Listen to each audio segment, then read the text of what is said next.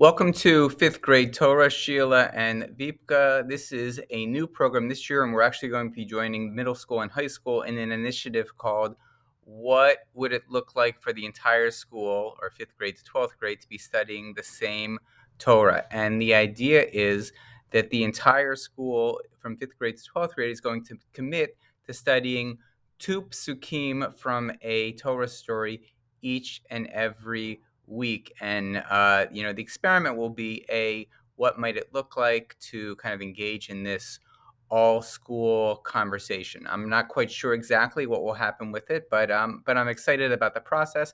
And this is an attempt to bring Torah back to fifth grade in a small basis. I know we've had some trouble in past couple of years making sure that Torah was being studied consistently in fifth grade, and this is at least a hope that I can do it.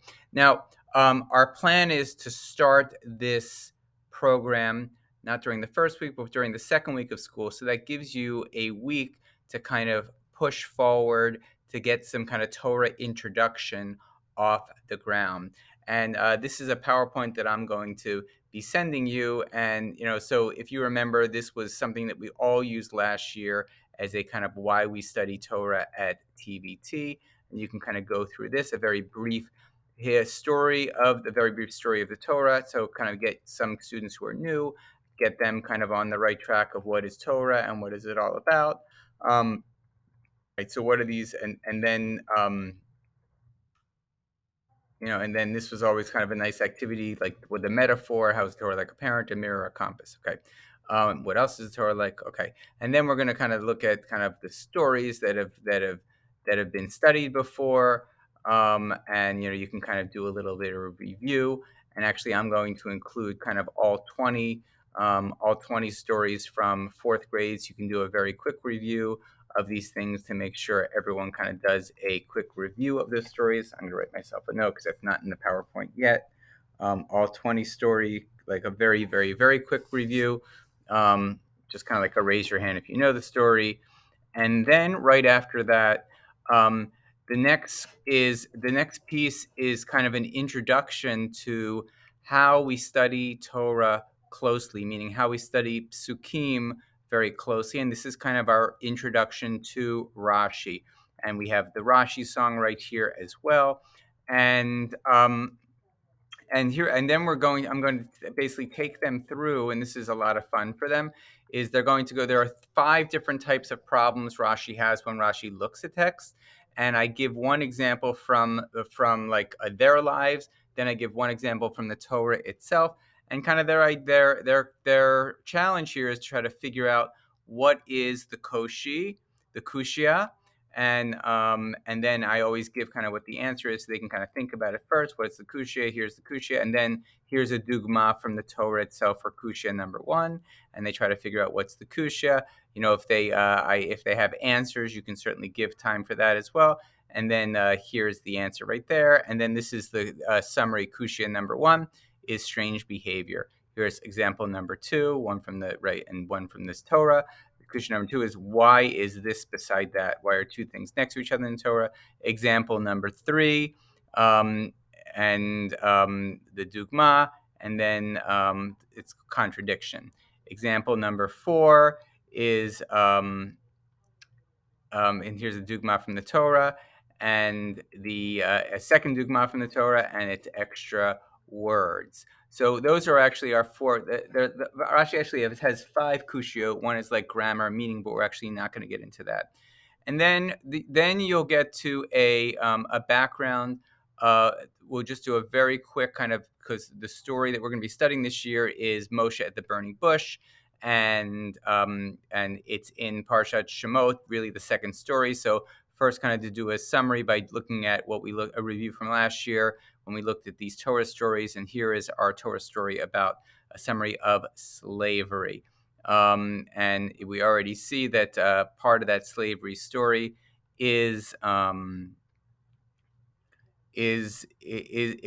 about Moshe, but actually I'm going to take out that piece and not have it there, since that's going to be part of the take out summary. I'm just writing myself a note. Okay. And then, so here we are, the burning bush.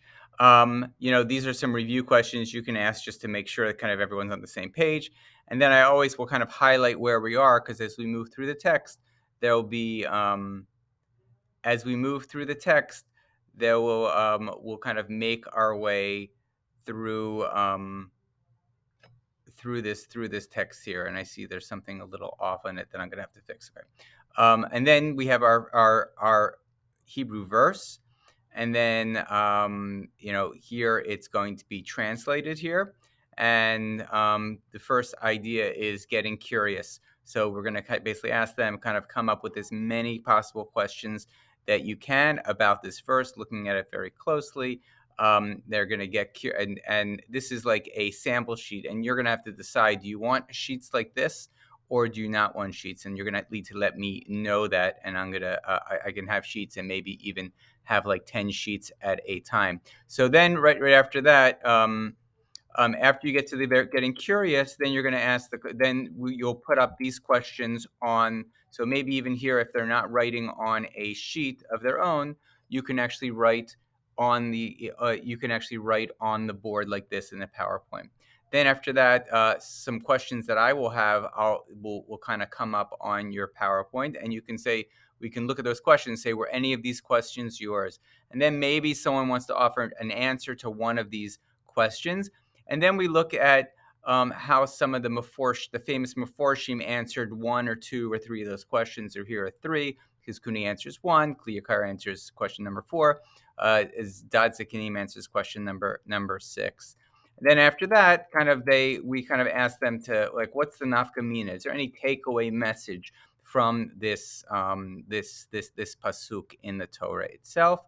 And then there's kind of a summary sheet right here. Again, if we were making a booklet for the kids, this summary sheet would be, we would kind of make a whole bunch of these, and they could kind of write the pasuk and kind of do this kind of work.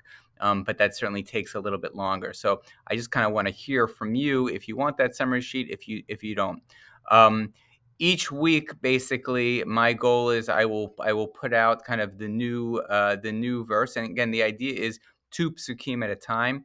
For the first weeks, we might just do one psuk, or the first 3 weeks, we might just do one, just to kind of get us started and get us moving forward. But this is the idea. So let me know what you think if you have any questions. I think there was going to be a meeting during our orientation week where we meet with the middle and upper school to talk a little bit about this. They know about this program, and I'm looking forward to moving it forward this year. All right.